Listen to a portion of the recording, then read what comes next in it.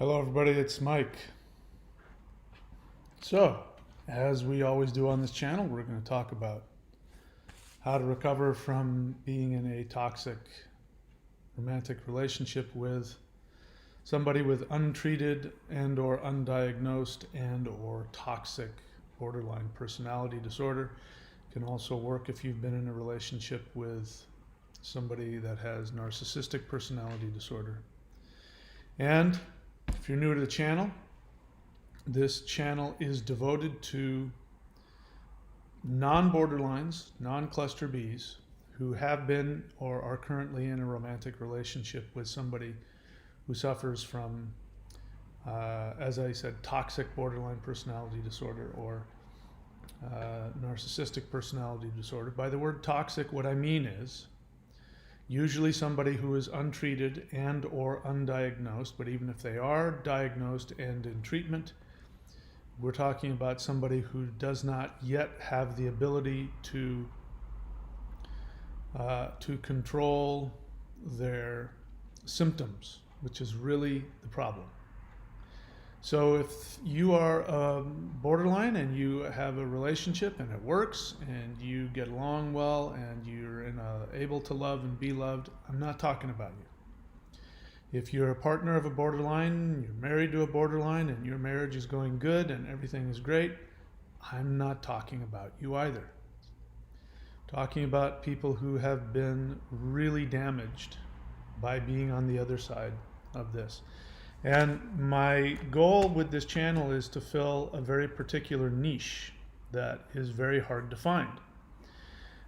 What I've seen and heard from others is that if somebody's a borderline, there's plenty of places online where you can go and you can hear what borderline personality disorder is. You can look at the disease and how to recover. And so there are lots of places where borderlines can go. And so for people who aren't borderlines who have been in the relationship and have been damaged, there's this pressure to not stigmatize the borderline. But there's no way to talk about the pain that you've been through without having to talk honestly about, the effects of the mental illness. And that's important also. I'm of the opinion that borderline personality disorder is a mental illness, not just somebody who has some unresolved issues or has some trauma issues. Talking about something that is not going to go away simply by, having a few sessions with a therapist or getting a comfort dog or something like that. And so where do people go who have been destroyed and they still can't get their life back together after they've been subjected to this? And the only other options that people like me have, if you're trying to figure out what's going on, you're trying to go online to find some help, is you either get to go and try and figure out what borderline personality disorder is, but that doesn't fix you because you're not a borderline. And all of the knowledge that you get, all of the intellectual knowledge about why they do it and what's going on and how much they've been through, which is horrific, doesn't fix your pain. So the only other options you have are going to be finding these YouTube channels where they are professional victims that go around pointing fingers at borderlines and narcissists and why they're evil and why they're trying to destroy you. And that doesn't help either. So we're going to today talk about love bombing. Because, the question arises, if being with a borderline is so horrifically painful, then why do it? And the reality is that people get involved with borderlines and of course, not expecting consciously any of this stuff to happen. And then by the time they're enmeshed and in it, it's very difficult, if not outright impossible, to get out. And the pain keeps getting worse and worse and worse. And so we're going to talk about that what is the addiction about? I mean, if everything is fine and you're being loved and you've got a great relationship, then there's really nothing to talk about. But we talk about how horrible it is, how painful it is. And I do spend time on this channel identifying the things that go on and the things that make you feel crazy, the things that make you feel devalued, the things that are horrifically painful about it. But as we talked about in the previous video, in my experience, borderlines who are in denial and or are not fully educated and aware on the effects of their mental illness on romantic partners, is that we can't just lump this with a bunch of every other relationship. There are things that all relationships have in common. All relationships have difficulties. There's all kinds of dysfunctional relationships out there, difficulty agreeing and understanding each other and all of that. And so lots of times the argument is made from borderlines who are seeking to avoid being stigmatized. They'll make the argument that these kinds of things happen in all relationships, so don't point the finger at us, because everybody goes through this. But I have to say that no, there are things about being with a toxic borderline, a narcissist, that you do not have in other relationships. And this is part of the crazy making, because when you're in it, you want to believe that. You want to believe this is just stuff that you can work through. And you want to believe that this is just normal stuff that happens in every relationship. And why am I taking this so seriously? And can't I see that she's doing her best and she obviously loves me, and et cetera, et cetera. So we're going to talk about that. And so there was a comment that inspired me to respond.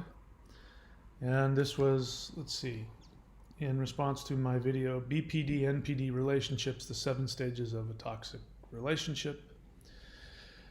And I don't remember exactly what I said, but this person says, addiction. We want the idealization stage to come back. I feel the repeated patterns created breadcrumbs of what it once was. You get addicted to the breadcrumbs, like cocaine. I feel we're drawn to drama earlier in our life and subconsciously have an urge of corrective emotional experience to back it. So forgive me for being a pain in the ass at the moment right now. I would change the word subconsciously to unconsciously. In my experience, 99.99% of the time when people use the word subconscious, they mean unconscious. And that's important because subconscious is the mind that is just beneath the conscious awareness. And you can tap into the subconscious fairly easily. For example, when is your birthday? A date just came to your mind. You tapped into your subconscious mind to get that date. So it's not out of reach. You can get to it. The unconscious means you do not have access to it. You do not have conscious access to what happened. And that's why unconscious behavior is incredibly important, and why it's so important, as Jung said, to become conscious. And I'm paraphrasing, but he said something to the effect of, if you do not become conscious of what is unconscious, then you will think it is fate. Meaning you will think that it's happening to you, that you have no control over it. And this is what's happening in the relationship with the borderline. Because, as this person is saying, the addiction part, this is a very good explanation of what the conscious experience of the addiction is. But it means that we are being driven, literally we are driven to make choices that we consciously cannot rationalize and that we cannot control. This is addiction. If I were an alcoholic and I am sitting here with my vodka or whatever, and I'm saying, I know I should stop, but I can't. Every time I drink this, I end up going through withdrawals, and I end up getting the DTs, and then you can't stop yourself. Conscious knowledge won't change anything if it's an unconscious drive. So it's really important to acknowledge that we have this thing called the unconscious mind. By the way, this is true with borderlines as well. Borderlines are operating from unconscious behavior. There's a great channel on YouTube. Usually when I watch channels from borderlines, I wince, because they're so wrapped up in their narcissism, and to their credit, they're trying to work things out, so I'm not judging them at their level of recovery. But there's one on there where there's, so far I've heard her really explain well what goes on underneath the surface, which is, I think she's called Recovery Mom. And she talks about, what really goes on under the surface when she admits to doing really horrible things. She admits to being really destructive, but she explains that underneath it, she doesn't feel those things at all, and she can't stop herself when she acts this way. And she's now, starting to, with time, obviously with a lot of therapy, being able to go back and uncover what the real emotions are, which is what I've been saying this whole time. That the tragic thing, the absolute horrifically tragic thing about being a borderline is that they actually do love you. They really do want to be kind to you. They're not trying to be mean to you. They're not planning it out. They can't help it. Now, that doesn't justify any of it, because the truth is, if you are in a toxic relationship with a borderline, you have to treat them as though they are trying to do it. Meaning, if you knew that somebody was choosing and planning to manipulate you, lie to you, and abuse you, the only rational thing to do is to leave. Because if somebody is out to destroy you, and they're telling you how much they love you, and they're destroying you, and if they're choosing to do it, that's the only rational thing. You don't negotiate with terrorists. You don't negotiate with them. You don't try to work it out, because that person is going to say whatever the heck they need to say to get you in the position where they can continue to take advantage of you and hurt you. So you just leave. That's the only choice left, is to leave. And so when you're with a toxic borderline, it doesn't change anything. The fact that their motives are as pure as the driven snow, the fact that they want the same thing that you want, the fact that they know that they're harming you and they can't stop themselves, that isn't enough, because it doesn't change anything. So it's understandable that after the relationship, or even during the relationship, partners start to come to the inescapable conclusion that they're with an evil genius that is planning out their demise. And they start to believe that they enjoy doing this, they're doing it on purpose. And this is where you get so many of the channels on YouTube of, destroying the narcissist, and the super empath channels, and the Heyoka channels. And, you have Codependence, who are locked and trapped in the first stage of recovery, which is to become angry. When you stop co-signing and justifying and explaining, rationalizing why your borderline partner is harming you, when you stop doing that and you look at the consistent pattern of no matter what I do, in fact, even while I'm loving them, they destroy me. And again, the Recovery Mom was great. I was watching one of her channels and she said that. She said, sometimes my partner would be really loving towards me, and that would make me hate them. Now, I have some idea about why that is, but I appreciate that she was saying, and they weren't doing anything wrong, and yet I was just getting more and more, whatever her words were, angry, upset, annoyed, until I would start pushing them, and I would start I would just start saying really horrible, evil things to them until they would finally get get so fed up that they would leave, and then I would go home and cry myself to sleep or whatever it was. And the feeling I got was that she was justifying, that she was trying to create a scenario for herself where she was rejected, so that then she could justify feeling those feelings of being alone and rejected and unlovable, which is the whole idea. This is happening on an unconscious level.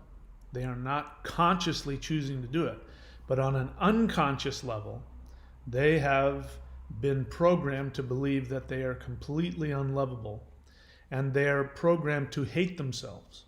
And so that means anybody who loves them is worthy of hate. And this isn't conscious. This is why they can't control it, why they have cognitive dissonance as well. They are doing the exact opposite of what they want, and it makes them feel crazy. They suffer as much as you do. But for somebody on the other end, the only way to heal from that is to first come to the realization that you are being consciously targeted and manipulated. And you have to go through the anger. Suppressing the anger is something that you have to do. I mean, I remember doing it when my borderline ex, I think because she was with me, went into a depression, and she suffered from what she called, social anxiety, and she would try and take medication, and the medication would only, just screw her up. It would do this weird thing where on the one hand, it would make her more aware of what she was thinking and feeling, and it would make her, strangely enough, it would sort of dull the desire to split, but she would become so aware of her pain that she would start feeling like she was going crazy. And then she would just isolate. She'd stay in bed. But I remember her calling me on the phone saying, I feel like I'm going crazy. I feel, and on the one hand, not being able to do anything. I couldn't do anything to help her. And at the same time going, well, now that she's aware that she maybe has a mental illness, she can get some help. But of course that didn't last. And during those period of 3 weeks, she did some really horrible things and really destructive, hurtful things. And because it was clear that she was going through some issue, I just suppressed the rage and the anger, because I said, let's wait till she gets past this. She did get past it, and she seemingly got herself really together, got off the medication that she was on, and cleaned herself up and started to act and speak and communicate very clearly and intelligently. And I thought, oh my God, she's better. And then she proceeded to split on me. Then she proceeded to lure me in and then split on me in the worst possible way she possibly could at the worst possible time. And that was when I became really shockingly aware that I was with somebody that had a mental illness. Because her behavior was there was just no rhyme or reason to any of it. And the overwhelming feeling I got was that I was with a narcissistic, evil genius. And that is absolutely necessary. You have to have that feeling of, I am with a narcissistic, evil genius, or you will never get out. You'll never be able to pull yourself out. Because this is what keeps us in. What keeps us in is this feeling that they feel, which is, I really do care for you a hell of a lot, and I am working through it. And there's hope, and I'm almost there. Just this time, it'll be different. This time, I'll work through it. And they'll talk to you in those ways. They'll tell you that. They vacillate between being honest about, depending, each one is different, depending on how much narcissistic tendencies they have. But if we're talking about just a pure borderline, they'll probably communicate to you that they know that they have a problem and that they know they need to change, and this time they're not going to let it happen. I can remember having the discussion where she said to me, you know what, for 3 months, I'm not going to break up with you no matter what. And we have to stop this. Of course, that's when she was on medication. When she got off the medication and got better, she didn't remember those entire 3 weeks. Didn't remember anything she said or did. And, so any promises she made went out the window. And what I didn't realize was that when she had come out of that 3-week depression, that actually she was not conscious. She was now completely being driven by her unconscious. And that the perception that she had it all together, well coiffed and, fingernails filed and painted and, hair perfect and, clean and, plucked and all that, that gave me the impression that she was back and she was now healthy, when in reality she had just put up a facade. The facade of having it all together. The facade, I didn't realize it at the time, but she was getting prepared to see her mother, who was coming to visit, who I've come to the conclusion is borderline. And she had gone into putting up the facade of being the perfect daughter, having it all together, which meant she could communicate this, but of course she conveniently didn't remember any of the things that she said or did during those past 3 weeks.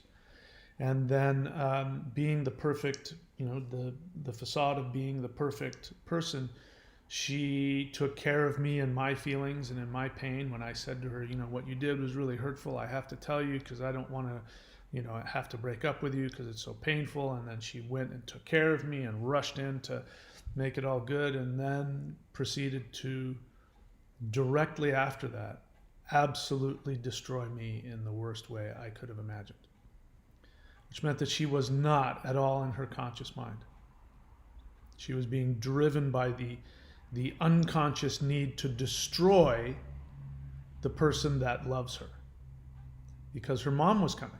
And her mom had programmed her to feel unlovable and unworthy.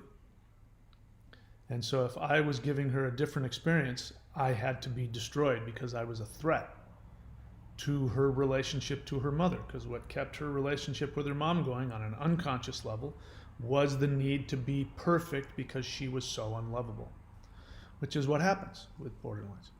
So this feeling that this person is talking about here, that we want the idealization stage to come back, which is the love bombing. So as you know, they either love you or they hate you.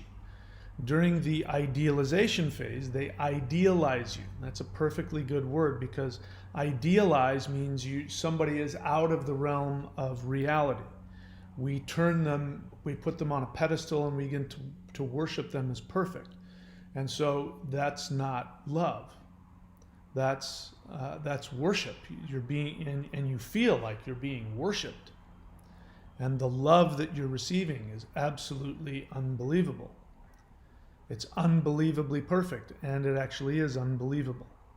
And what this person is saying is that we all have experienced is that during the idealization phase, what you consciously think is going on is that you are being loved on the deepest level, and you are being fulfilled on the deepest level.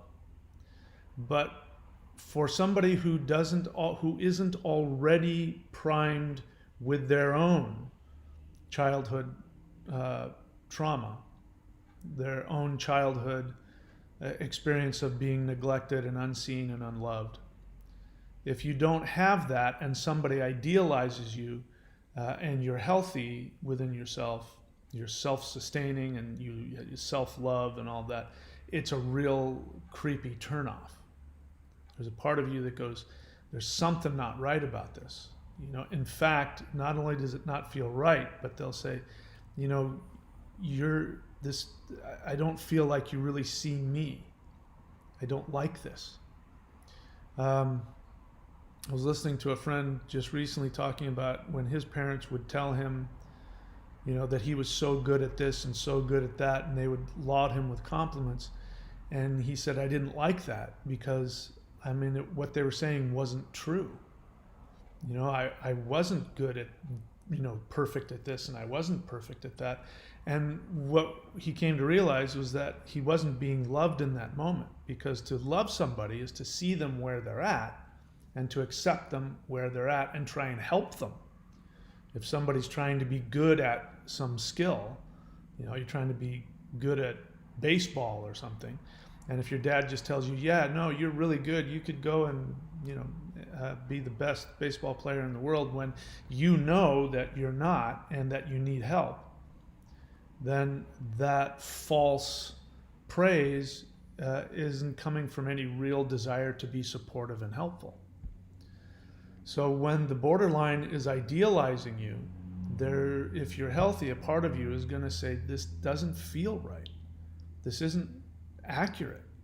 This, I don't feel like you truly care about me. And the danger, the red flag will come up, which will make you feel like this isn't safe. I don't want to be with you.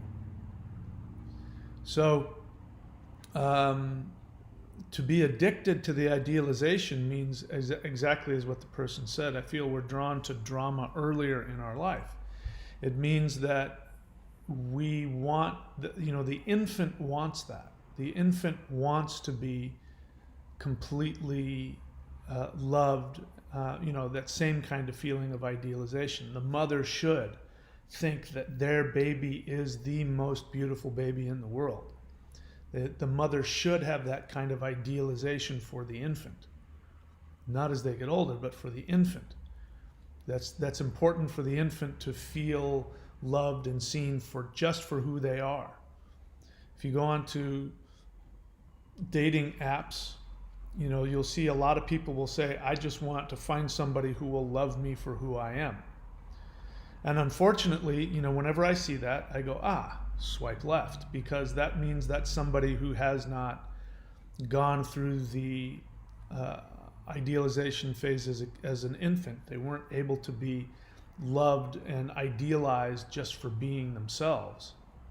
So that means they're going to expect that from me, at the very least, which is not possible. The truth is that all relationships after infancy become transactional. So you have to have complete self-love within yourself to then go and be an adult and be able to tolerate people's imperfections and your own imperfections. So the idealization stage isn't what it appears to be, is what I'm trying to say. I'm going into a lot of talk trying to say, you think the idealization stage is being loved, and it's not. And it only creates, in fact, if you really think about it, if you go back and remember, perhaps, maybe this isn't true for everybody, but it was true for me, that during the idealization phase, consciously I thought, oh, finally, I'm getting what I wanted. Now that's coming from, I had actually had a relationship with, somebody I would have considered a soulmate, who really did truly deeply love me and see me. And I had this overwhelming feeling of being really accepted and loved, which I had never had in a romantic relationship before. And that feeling of really being loved and accepted for who I am was so fulfilling. Now, unfortunately, she passed away. So when the borderline came along and threw the idealized love on me, consciously I'm thinking, I found it again. Except my insides kept on saying, nah, this is different. This feels empty. It feels like cotton candy. Yeah, it tastes good. It's entertaining while it's in your mouth, but it melts and then there's nothing left. There's no actual nourishment. It rots your teeth out. And I couldn't escape that feeling that something wasn't right about it. And in fact, while I was getting love bombed, I was starting to feel more and more anxious and unsafe, and I couldn't put my fingers on it. I couldn't figure it out. I started feeling like I needed to walk on eggshells. And that was because during the idealization phase, my borderline ex, to her credit, told me the truth, which was that she said, I like being around strong masculine energy, and I want to make that person happy so that then I can slide inside their happy feeling and then I'll feel good.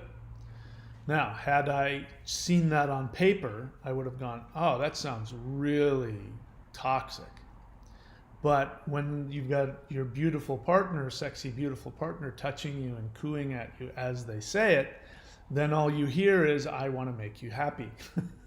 And they're making you superficially happy in the moment. But it's as this person said, it's trying to go back and relive your infantile need for perfect love, which doesn't exist outside of the mother-infant relationship. So, for people who have not had any kind of therapy or any kind of recovery, then you don't know that the love bombing you're getting is toxic. I had been in 12-step groups for almost 40 years, and I'd been in therapy for 25 plus years. So I had a lot of, awareness in terms of my unconscious and my issues.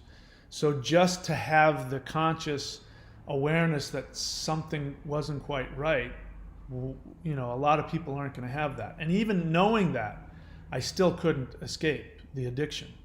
And I remember telling my therapist about the relationship, but I only told him about the stuff that I knew that he would think was good. And I didn't put the stuff in that would, throw up a red flag. I mean, I wasn't consciously thinking it, but looking back on it, I definitely only told him selective truths about what was going on, because I didn't want him to go, hey, there's something wrong with that. That doesn't sound right. So if you've never had that, and a lot of people who've been with narcissists and borderlines, they have never been in any kind of therapy or any 12-step or any kind of recovery. So they're not going to know that, what they're trying to do is replicate their childhood neglect and abuse so that they can finally get it right this time. The love bombing is the perfect setup for that, because it's an unrealistic form of love and attention that you're wanting, which is why if you are watching this and you can say, all of my relationships, people break up with me, or it doesn't work out, or they always, they don't give me the love that I need, or they end up saying I'm too clingy, or that's what's happening, is that you have people who aren't damaged to that degree who are saying that, hey, what you're wanting from me is not humanly possible. I can't love you that way. You're being too needy, you're asking too much. And what happens is you throw out expectations that aren't realistic, and then you get your feelings hurt because people aren't doing what you want. And so you walk around saying how men are this or women are that. You end up being a MGTOW, walking around saying, yeah, you can't trust women because all they want you for is your money, and you're a sperm bank, and they can't help it, and they're always trying to just level up, and this is a game on them, and they're going to manipulate you. Or if you're a woman, you're going to talk about men just want to sexually objectify you and look down on you, and I'm more than that, and you better this, that, and the other thing. It's because you didn't get what you needed as a kid, and you're trying to get unrealistic expectations met from people who aren't broken. So you don't know what I'm talking about if I'm telling you about all this stuff. You meet the borderline or the narcissist, they give you the unrealistic love that hooks you in. And then, of course, that's a setup, because their mental illness is setting you up. That feeling that there is an evil narcissist out to destroy you is true, because at the core of the borderline is an evil narcissist. It's their mental illness. It's doing the same thing to them as they are to you. And so the love bombing is a setup. It's setting you up to completely open yourself up so that then they can completely devastate you. And they are as clueless to it as you are. They're not planning it out. And there's questions about whether narcissists plan it out. But the difference between the borderline and the narcissist is the narcissist does not go through the vulnerable stage. They're constantly in the, the firewall false ego personality. All right, so I didn't really get to the major dramatic point that I wanted to, so I'll stop before I keep repeating myself. This is best done if you ask me a question. If you have a question, God Emperor, you already know the rules. You write the word question. God Emperor is on my other channel as well. If you don't ask a question, then you are putting a target on your head and I may psychoanalyze you. Just letting you know. God Emperor says, can a borderline become aware of their unconscious and heal themselves through meditation? No. Why are you asking that? Are you dating a borderline? Why are you on this channel? God Emperor. Short answer to the question is no, they can't. Because if they could, then they wouldn't have a mental illness.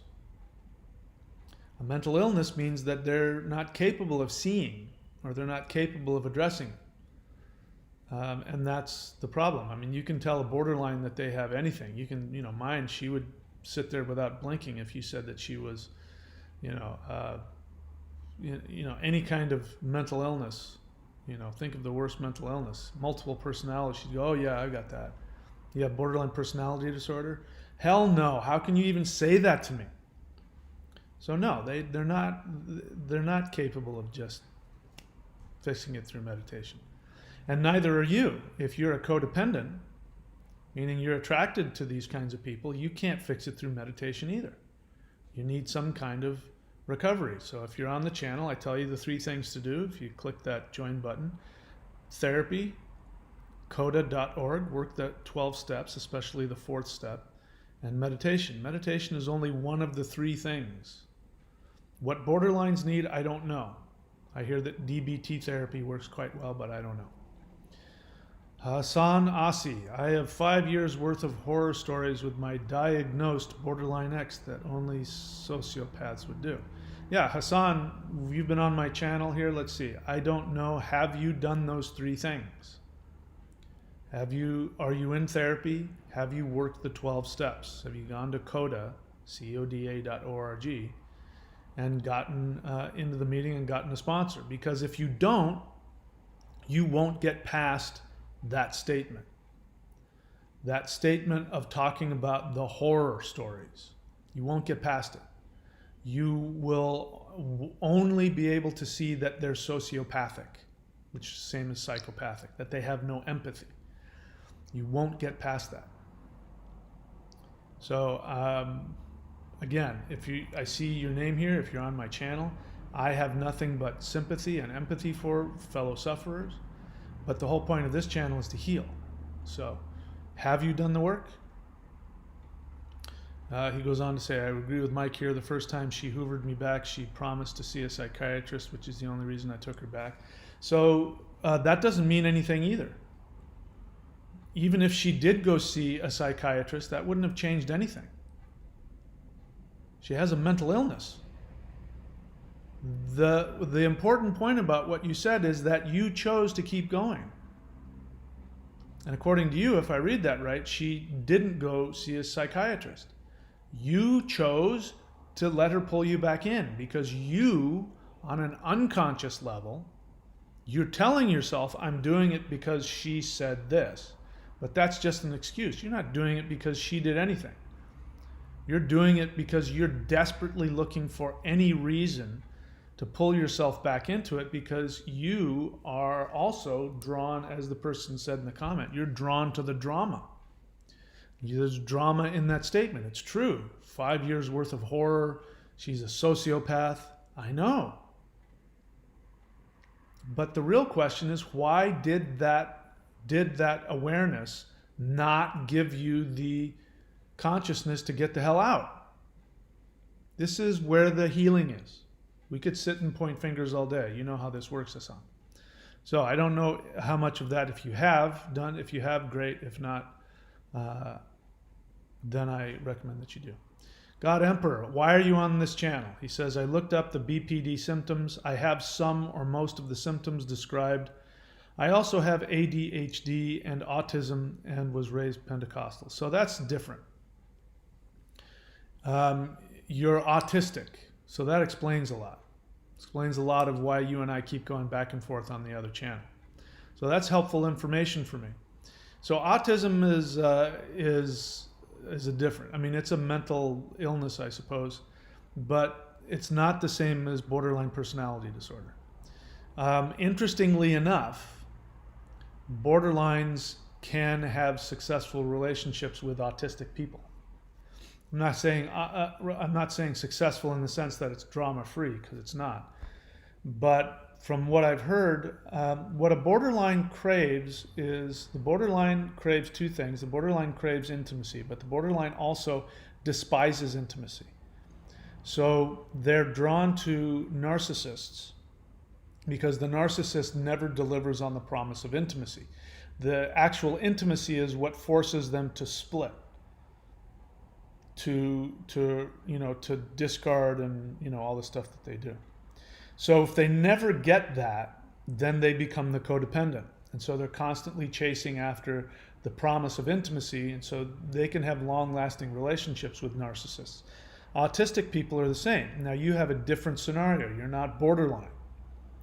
Your autism is not, as far as I understand it, is not as a result of being neglected as a child and damaged. It's because there's an actual, physiological issue going on with the brain that doesn't give you access to emotions, or you have emotions differently than somebody who's not autistic.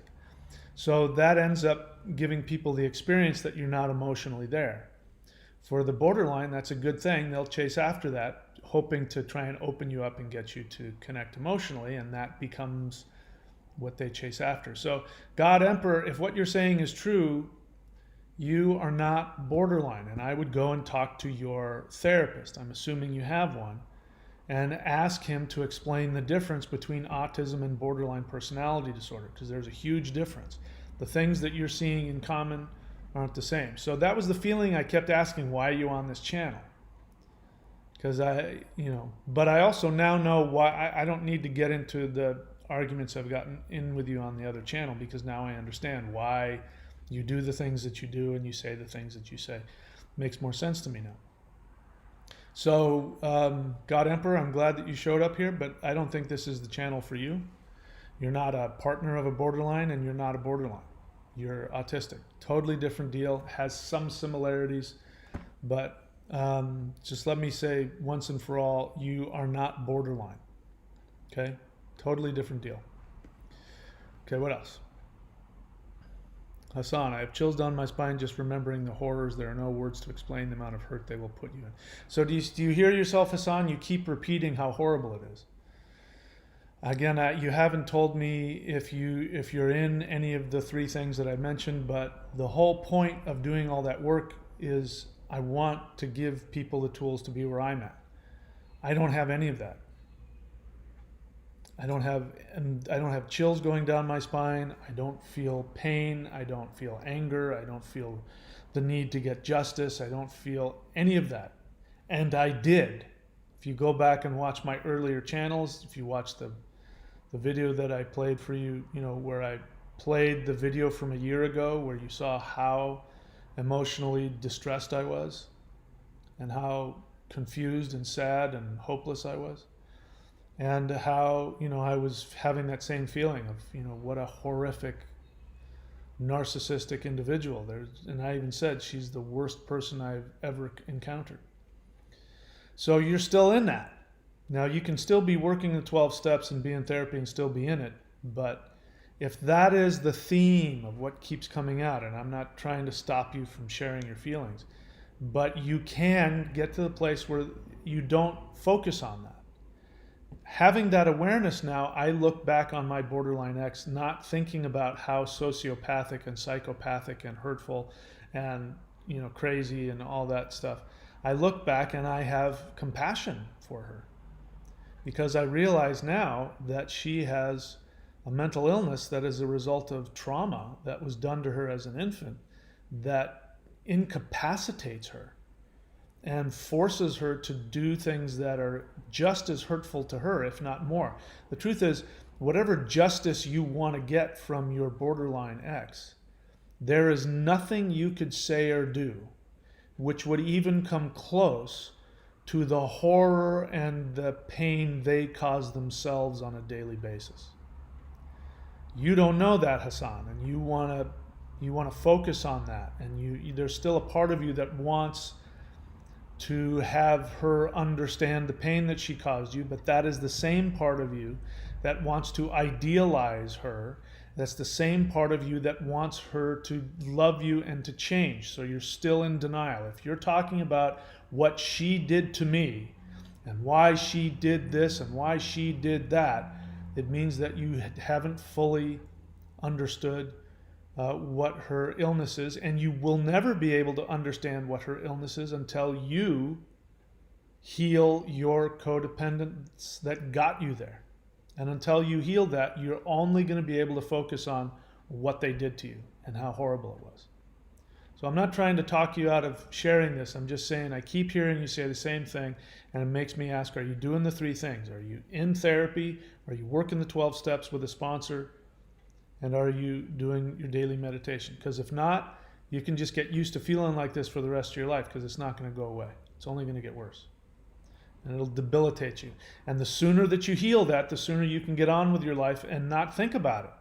You'll be able to go, yeah, I had this really bad relationship for 5 years once, but I kind of forgot what was going on with her. Anyway, yeah, it was really messed up. But yeah, anyway, today I'm really happy that the only reason I make these videos is because people ask me to.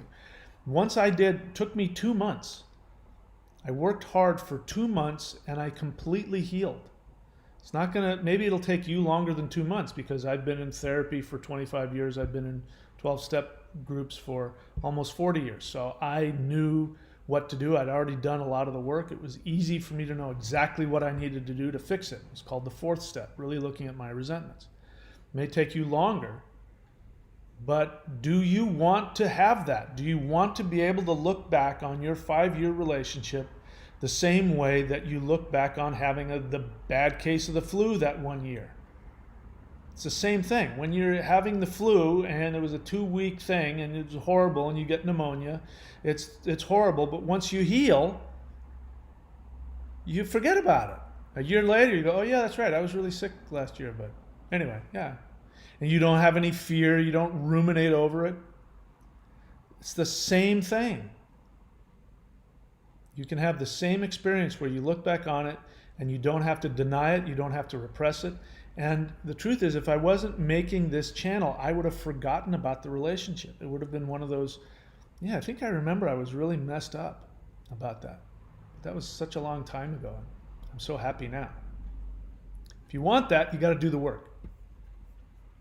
But that's why I keep coming on saying the same thing, because, you know, just like the borderline doesn't have the ability to go and look at their mental illness and go, oh my God, I've got borderline personality disorder. I'm going to go to therapy right now and work my ass off so that I can be happy. They don't do that. They resist it, because that's the nature of it. It is a mental illness that tells you you don't have it.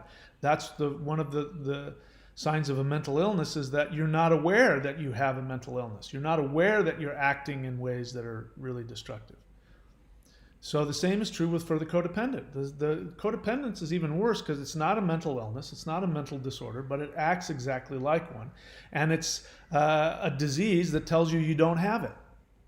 And all of that feeling righteously enraged and feeling full of pain and thinking about all the pain, it really means that you desperately want them to love you. You're still in it. You haven't seen them for how many years? You're still in it because you're still angry. Angry means I'm trying to figure out how to get them to do what I want. So do you want to be free of that? Do the work. Creative Virgo question. Theory, suppose mentally ill or in a cocoon type shell similar to isolation chamber with hypnosis. Do you think there is a potential to heal? Why are you asking me that question? Why aren't you talking about yourself? Why are you on this channel, Creative Virgo? Are you in a relationship with somebody who's narcissistic? Why do you want to heal them? Why do you want to think about their potential to heal? I'm asking you all these rhetorical questions because I already know the answer to them, which is that you haven't done the work. Doesn't sound to me like you have. It doesn't even sound to me like you know what your issue is. Are you just a codependent person? You know, who are we talking about? You're asking me this question in this rhetorical manner, and what happens if I say yes, there's a potential to heal? Then you're going to go and try and heal whatever, you know, destructive person you're with. This isn't about that. This is about you. Why are you here? Are you with somebody who's a borderline or a narcissist? If so, then you need to do those 3 things that I mentioned. Any other discussion outside of that is a waste of your time. It's like, anyway, just take it for that. So if you really want me to continue with that question, I want you to answer why you're here. Who are you with?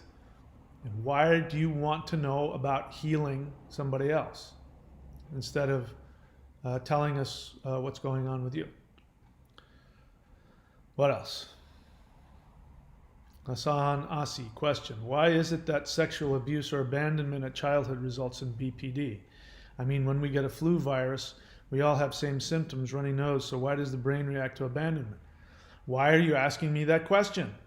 How does that help you?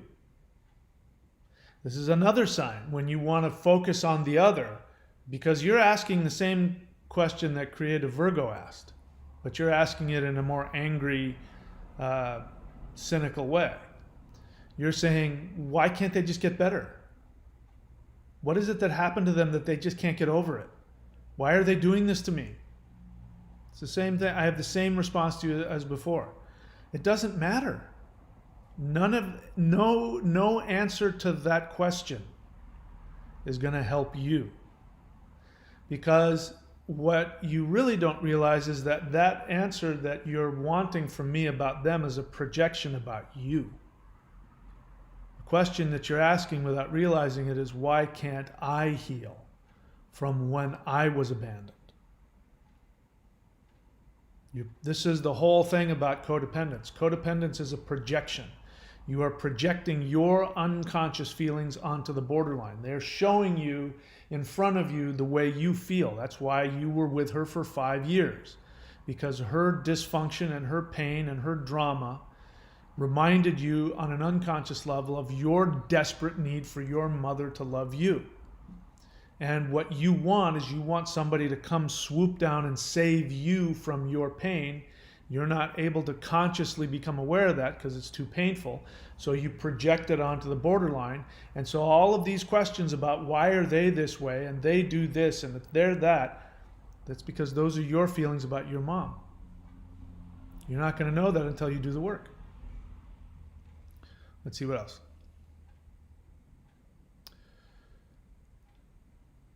You said I did do the 3 steps. All right. What does that mean? Am I just focusing on semantics here? This isn't something you do once. If you said to me, and I am doing them every day, then I'm with you. So that tells me that maybe you don't quite understand what I'm talking about. This isn't, I do the 3 steps. I did it a week ago. No, you do it every day. Every single day. You go to a CODA meeting every day if you have to. You talk to your CODA sponsor every day if you have to.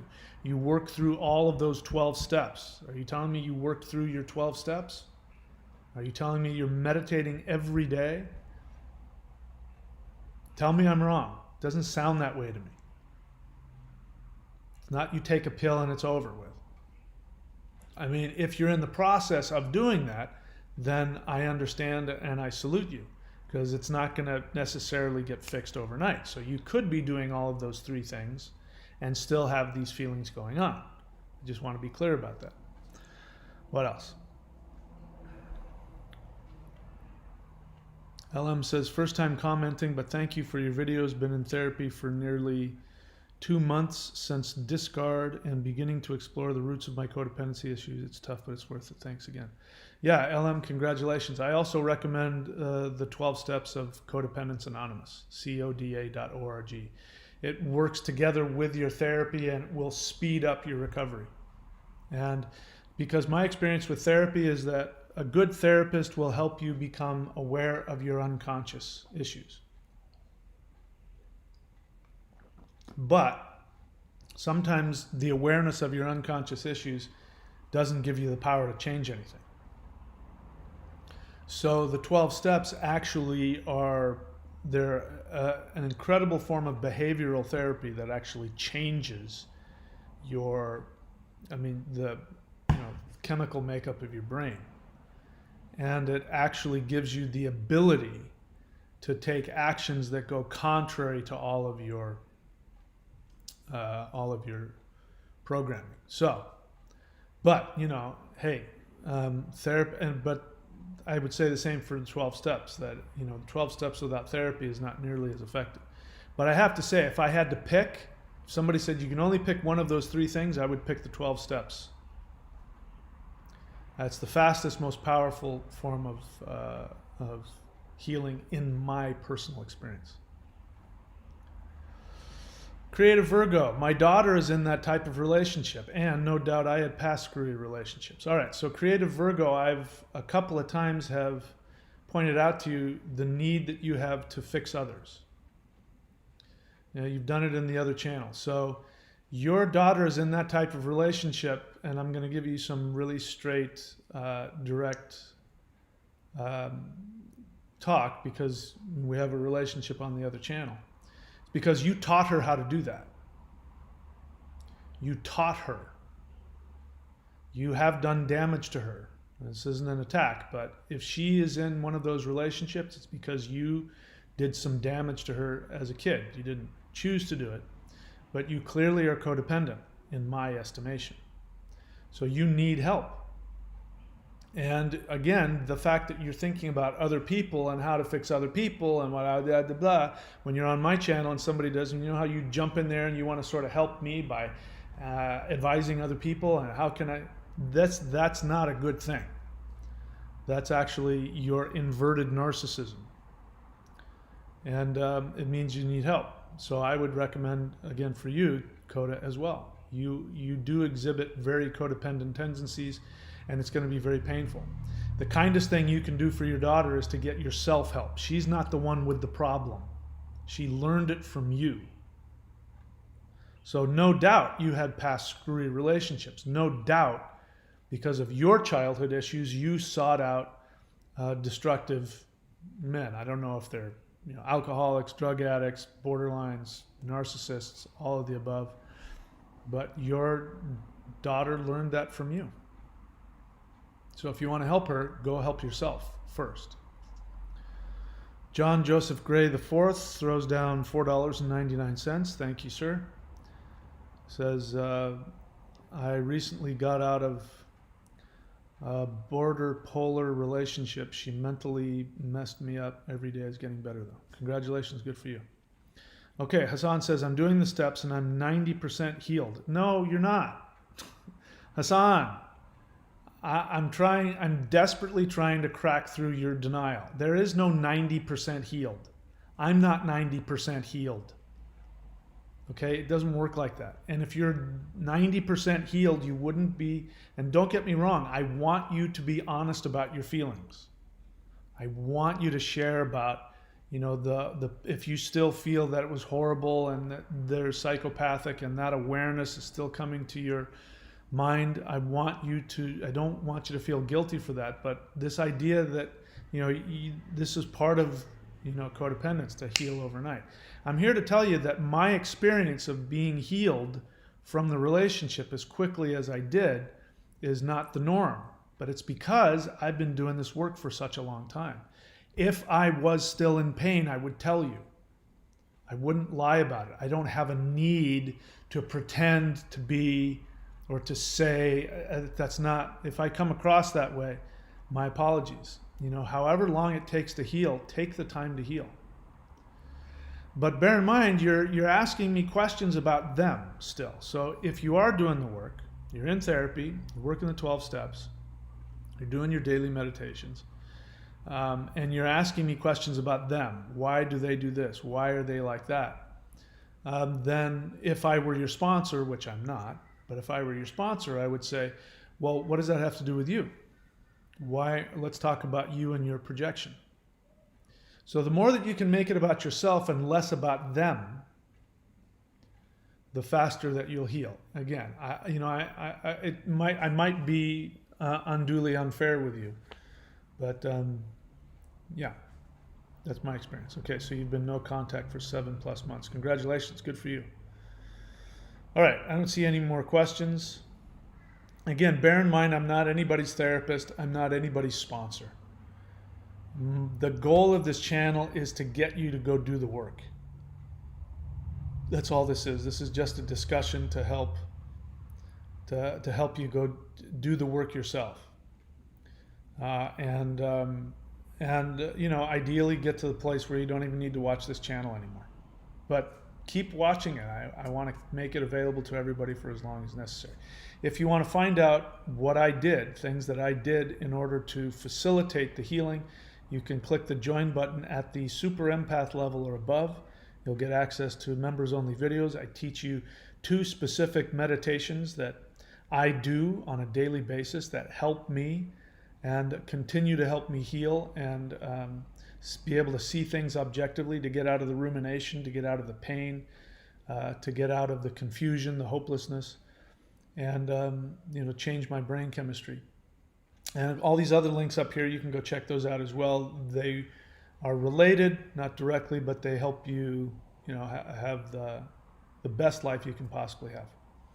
So Hassan, do me a favor, write the word question, otherwise I could miss it. All right, here's a question about me, he says, and not them. No one parents give perfect love to their children. That's not a question. So you're shoving an assumption down my throat because I haven't read the rest of your question, but this is what happens. When people want somebody to co-sign their beliefs, it's a passive-aggressive way of arguing. So what they do is they first introduce an assumption as a fact, and they sort of try and force you to accept that assumption, and then they're going to come with a conclusion, and they're going to put it in the form of a question. Now let me see if I'm right, if that's what he's going to do here.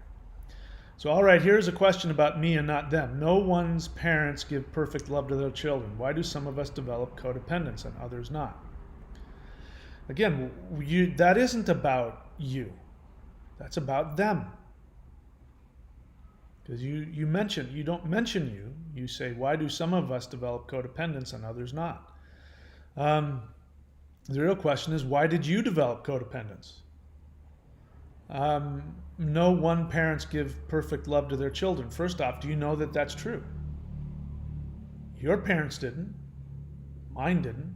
Does that mean there aren't parents out there who don't give what you would consider to be perfect love? I've seen it. So are there, is there a human that doesn't have faults? No. But that's not necessary. You don't have to have perfect love. I never said anything about perfect love. So this is, again, very codependent, black and white thinking. It doesn't have to be perfect. It just has to be healthy enough. And I've seen it. I've seen parents treat their kids in ways that my parents never treated me. And it's clear. I can see, in their kids that their kids have problems, normal human problems. But, their kids are going to grow up. To give one example, I was out surfing the other week. No, actually I wasn't surfing, I was body surfing. And there was this dad with his little girl, and she couldn't have been more than 10 years old, probably.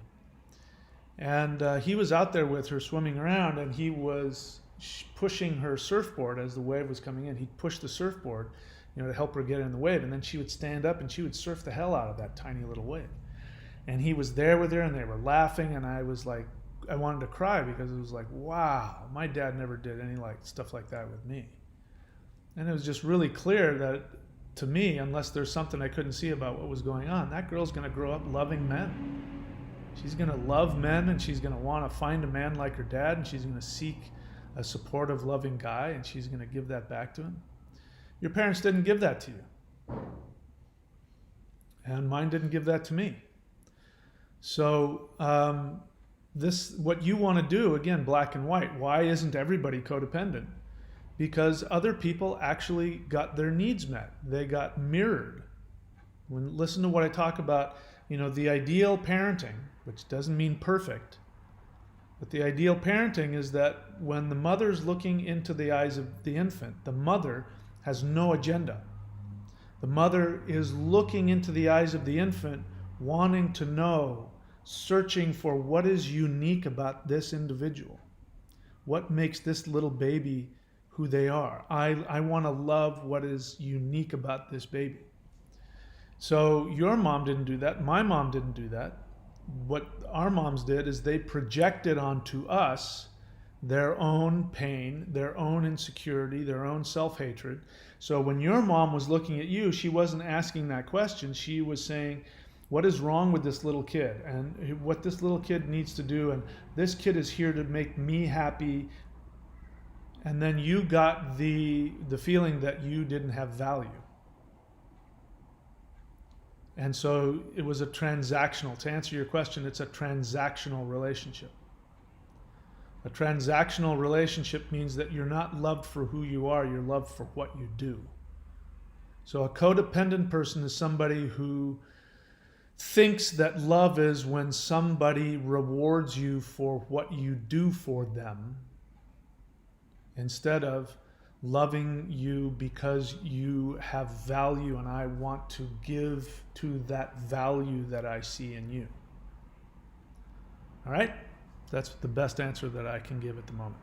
All right, so that's it for me. I don't see any more questions. I've got to go. I've got a client coming in a half an hour, so I got to get ready for that. So that's it for me, guys. Again, click the join button if you want to know exactly what I did and learn the meditations that I do on a daily basis to keep myself thinking objectively and not get wrapped up in my own narcissism and still be able to have all my feelings. Subscribe, smash the bell button, hit like. And then these other links up there, you can go check those things out as well. Those will only help you follow your healing as well. So that's it for me, guys. I'll see you when I see you. Everybody stay safe.